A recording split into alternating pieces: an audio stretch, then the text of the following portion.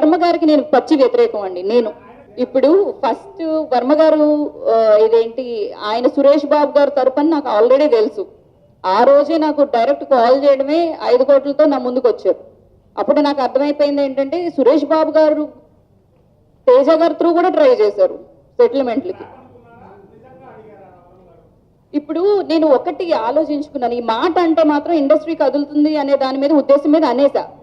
కానీ రామ్ గోపాల్ వర్మ ఉన్న ఉద్దేశం ఏంటంటే దాని వెనకాల నేను అనుకునేది, అతని ఉద్దేశం అతనికి తెలుసు, మీ ఉద్దేశాలు మీకుంటాయి. నా ఉద్దేశంలో నేనేమనుకున్నానంటే పవన్ కళ్యాణ్ అనే వ్యక్తిని టచ్ చేస్తే ఈ ఉద్యమం పోరాటం అంతా సతుకులు పడిపోతుంది, ప్రతి ఒక్కళ్ళు బయటకు వచ్చేసి దీన్ని స్మాష్ చేసేస్తారు అనే ఉద్దేశంతో రామ్ గోపాల్ వర్మ చెప్పమన్నాడు అనేది నా ఉద్దేశం.